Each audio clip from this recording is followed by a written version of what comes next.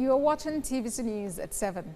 The trial of 4 dismissed police officers accused of murder has commenced at the State High Court in Port Harcourt. The accused persons are in court for the alleged torture and extrajudicial killing of an auto mechanic, Chima Ikwunado, in December 2019.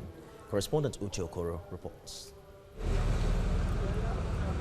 The long journey to justice continues for the family and friends of late Chima Ikwunado, as well as the 4 other young men arrested by the police on the 18th of December 2019. Only Chima Ikwunado lost his life in police custody. It is the first day of trial at the State High Court since their first arraignment before the Magistrate Court on the 7th of July 2020. Proceedings were stalled following objections by counsels to all 4 defendants over the failure of the prosecution to serve them with physical copies of evidence to be relied upon. These include exhibits such as photographs. The defendants had not been supplied with the materials for their defense.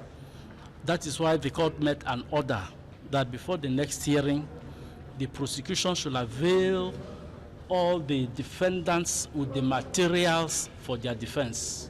They served us with a blank sheet attached to the information, and it ought not to be so.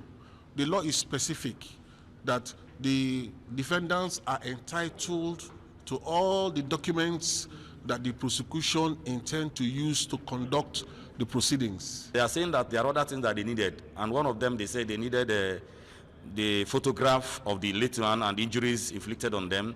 That can scan to them, who have them, and that they need the autopsy report. What do they need it for? It's just that we are not ready today. Otherwise, I see no reason why that should be a reason why the man is dead, the man is dead. They are not denying that the man is dead. The prosecution also responded to grievances about the number of persons standing trial for the alleged crime.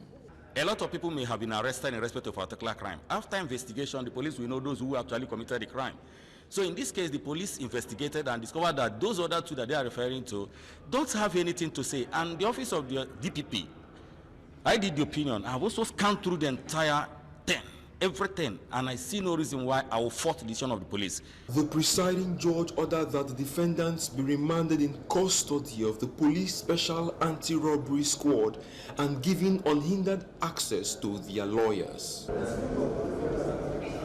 The case was adjourned to the 20th of October for hearing. Uche Okoro, TVC News, Port Harcourt.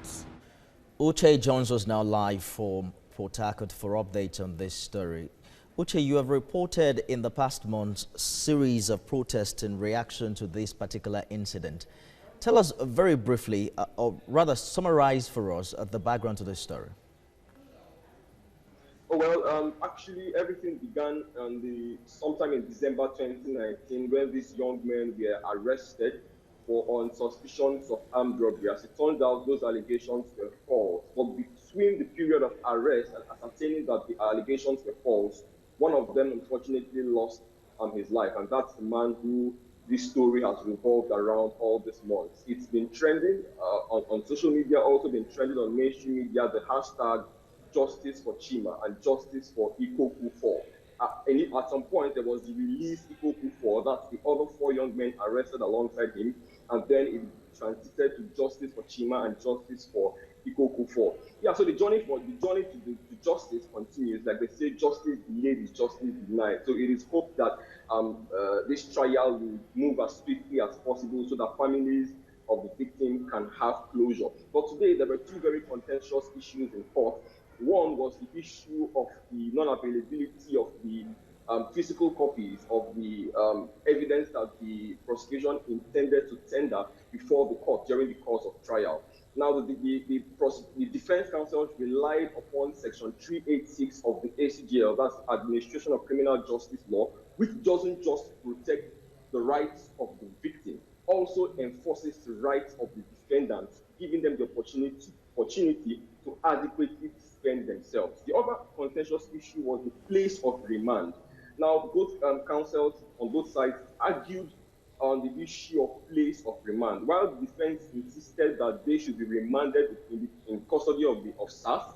The prosecution rather wanted defendants to be remanded with SARS. The defense team requested that they be remanded with the state CID. Why? Because the defense said in the course of their remand, they've not had access to their client. So those were the two contentious issues in court today. So thankfully, the presiding judge cleared those two issues. So we look forward to the adjourned day to see how much progress can be made in the case. Absolutely. Uche Okoro live for us in Port Harcourt. Good to see you.